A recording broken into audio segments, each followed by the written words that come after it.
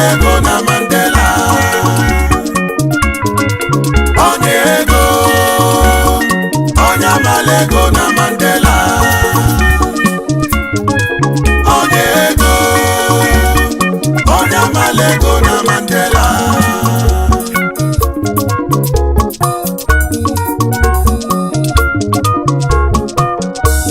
Mbagana nwere ike ime ọzọ emezie n'ịgbazọzana mana Mbagana nwe ego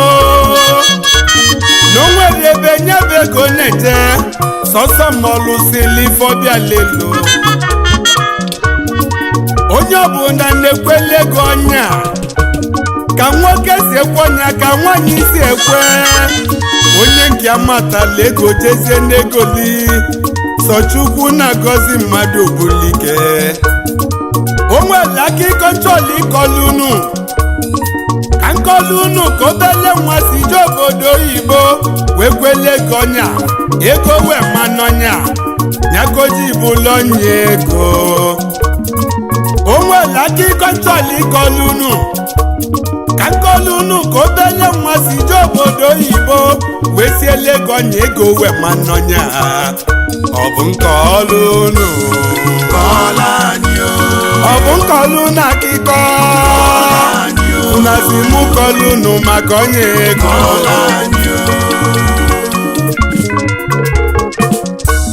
n'onwere ofu obele nwa na-akpọ Victor bụ onye ụmụnne ochie n'Abia steeti mana nne na nna mụlụ Victor n'Ọgụ taụn n'ime Enugu steeti ọgụba akwụkwọ na Community Primary School ọgụlụ Junior Secondary School n'Ọgụ Boys High School jebe Union Secondary School n'Ọkụ Nanọ nke ji Ọkụ Nanọ Boys wee malụ wee go Senior Secondary School ọgụsịa wee jebe Lesut Enugu State University and Technology ebe afọ ka ọ nọ wee gụọ law ọgụsịli law graduate wee mekwe law school wee pụta wee chọọ bọọlụ ma n'ịma na ọ bụ sọ na Naịjirịa ka onye bụ graduate na-agbalụ onye na-agụrụ akwụkwọ odibo agụka ma akwụkwọ bụrụ enwe kama ego oyibo mana akwụkwọ dị mkpa n'ụwa Victor mesili n'aba obodo oyibo wee South Africa na Hebrew mana ogo na-eje South Africa oche na olue South Africa wee lazizazalubego na striti ụfọdụ uche na ego na-epu n'osisi ọgbagide mbọ na Hebrew egekwere abịa ojebe Lenasia osile Lenasia jebe Germiston City ebe afụkọ na onweta obele ego elue n'ikpeazụ wee jebe na Western Cape na Mozube Garden Route ebe afụka Chukwu nọ weza Victor Bele ebe afụka onye Victor ji wee mata nnukwu ego Victor wee bụlụ milonia tata na Victor bụzi CEO companies group of companies nyakoji wezaba onye ego onye ego onye malego na Mandela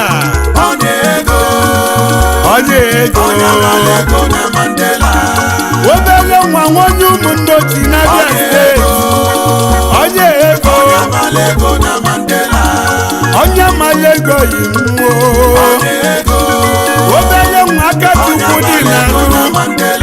onye Chukwu ga-agọzi ka ọ ga-agọzi onye oge bunye ike ka ọ ga-ebunye ike onye mmọnị odogwu ezi oyi m ka ome ka nne ya oyiri nne ya ezi nwa mmego na nne atọ nweze na dikeze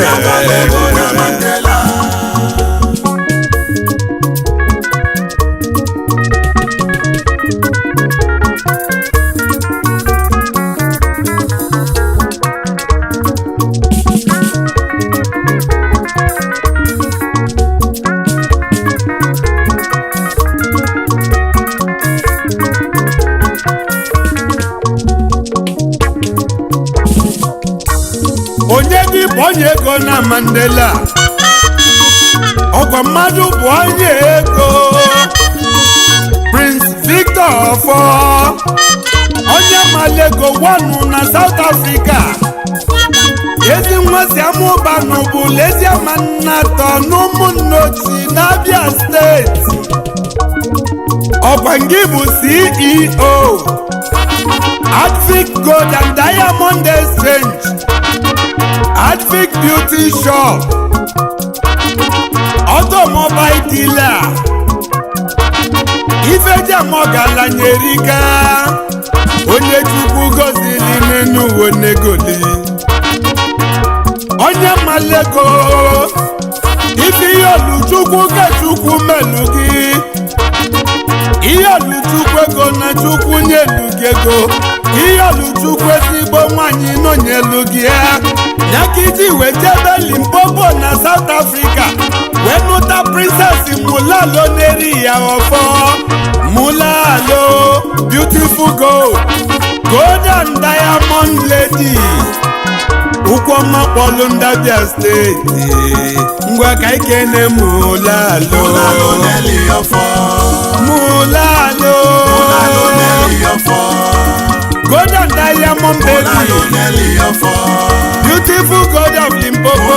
Neri Ofo Ezinne mulu Chioma Ofo Neri Ofo Ezinne mulu Chibueze Victor Ofo Ọnọchilo dị n'ihe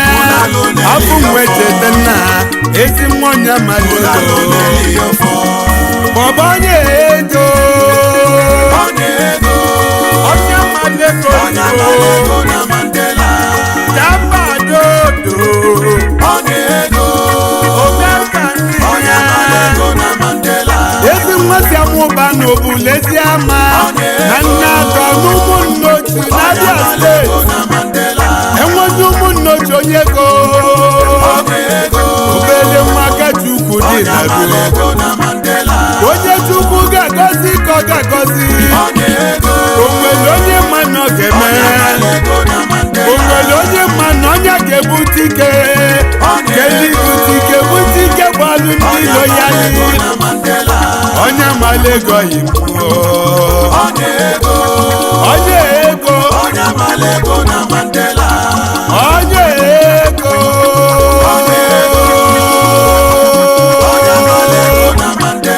onye ụmụnnochi n'Abia steeti odogwu jelu South Africa onye malego Igbo onye nwere gaje eme mkpọtụ onye iji moto ma ọgọ enweji moto ma ọ ga-afụlanye ndị melọgọ fabalụba nye ka Chukwu ji agọzi onye ego onye amala ego na Mandela onye ego na Mandela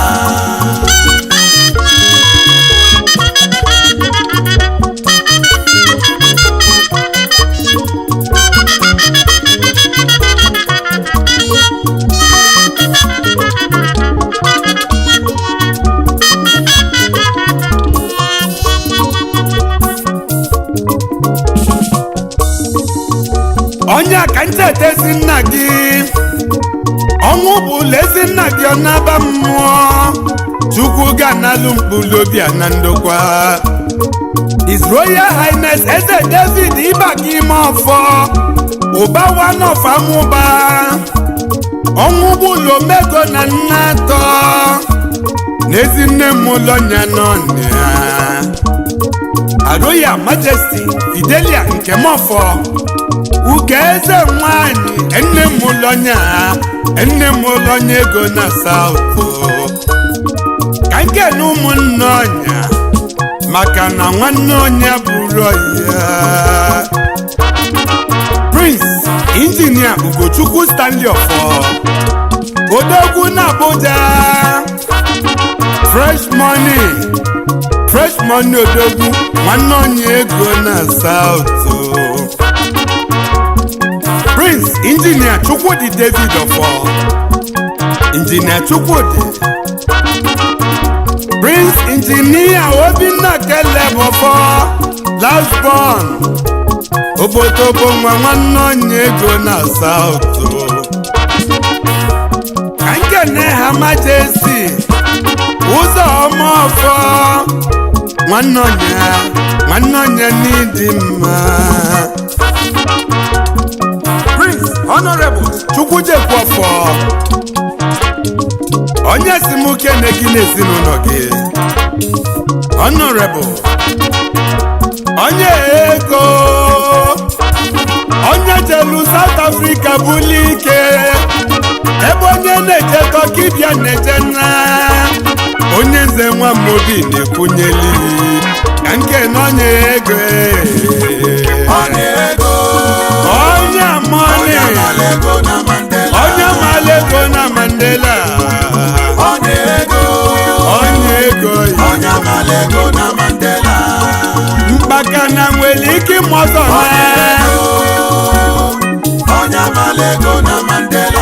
ego malụ n'ọnya galụ ife ọbịalụ onye ego onye ego onye Chukwu gọzi nyaka iji Lucie Mandela bulike keli bulike gbalụ ndị ilo ya lee ike na lụkefọ onye malego na Mandela ezi onye nze nwa Mobi n'ogidi nweze kibia na-ekwunyele onye si m kene ndị oyi ya High Chief Dim ọzọ dị n'Obi Okoye ezi nwa si ezi n'Ifite Nnewi South Managing Director Hosanna Motors Pty na South Africa Mr. Sonny Michael Odemela Chief Coach in Umuaku n'Isochi na Abia State Current Chairman Isochi Development Union nke dị na South Africa Chief Augustine Chukwu Ogbuefiomogo Obatokora one of Ogu Kingdom n'Enugu State Chief Kanayo Korie Executive Director KOK Investment Pty na South Africa Ezora one of Igbo land onye gboma onye go Ezora nke izizi n'Igbo land onye gboma onye go n'igede onye malego si mụ keneyi Ezora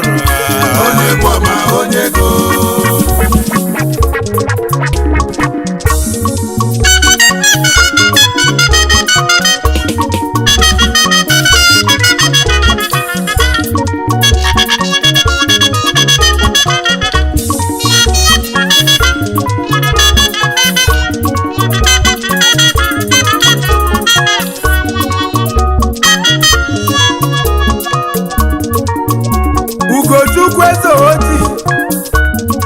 puku 1 million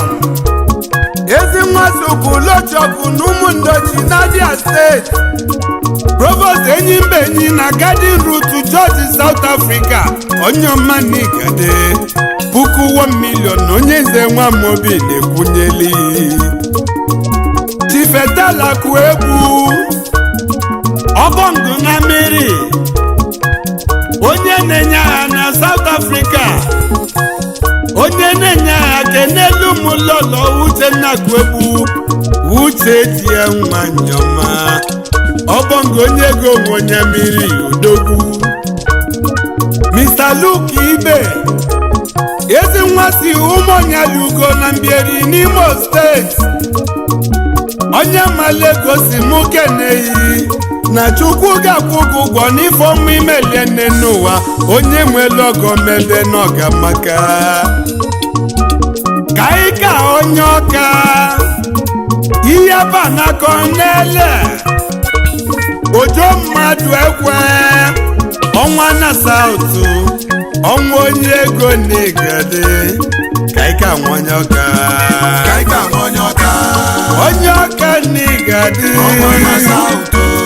ojo mmadụ ekwe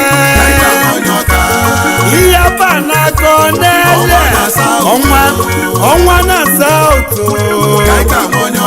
onye nze nwa Amobi na-ekwunyere ọnwa na sauto Ike n'igwe na-achụ ụmụnnọchi ọkụ His Royal Highness and Lolo Eze Clement Dike Ochogu one of Ubulochogo Autonomous Community n'Umunnochi onye eze na-ekene m ihe ekene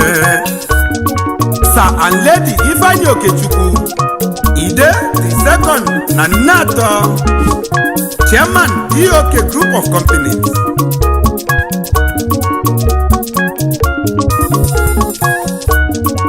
Ike n'ebe odogwu John Thinking osimiri atata na South Africa Ike n'eze ọmọgọ osimiri atata na Mandela eze ọmọgọ Italian John osimiri atata na Mandela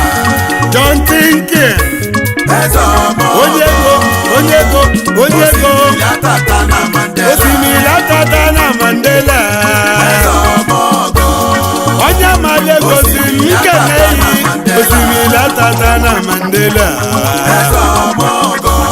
eze ọmọgọ osimiri atata na Mandela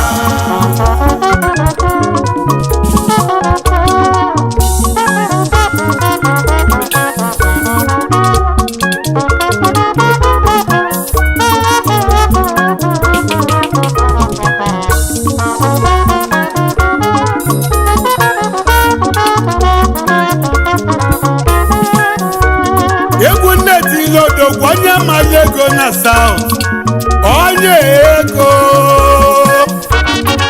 oji moto eme ọgọ oji ego eme ọgọ obele nwata lafụfụ gụsị akwụkwọ weje South Africa chụba ego oyibo onye fụ onye nwere ego nyekwanyela ya ugwu ego abụrụ propati ụmụaka onye amala ego ga-alụsi fọbịa ebele emegbu elu ụmụ ndị na-eche ọdịda gị onye nọdịda gị nọtelaka onye na Chukwu agọzigo gị obele na-ebelu gị n'ọbụ kede ndụli ego gị onye ego ọsị m kene ndị enyi social club nke dị na Mandela ndị enyi mbe Tijani Usman Ọba Tijani na South Ọba Tijani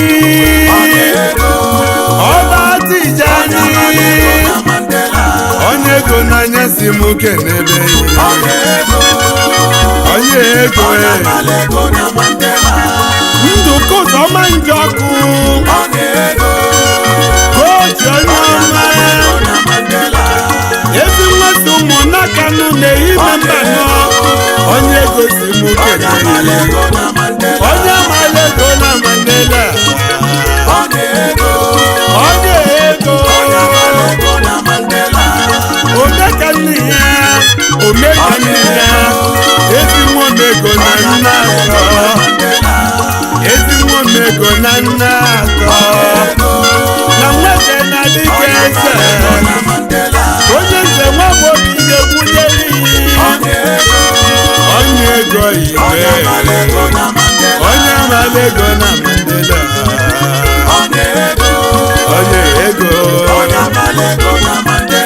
onye nze nwa Amobi n'ogidi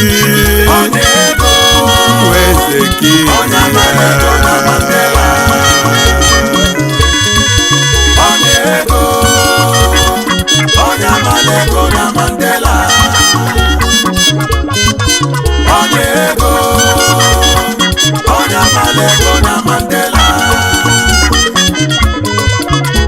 Onye ego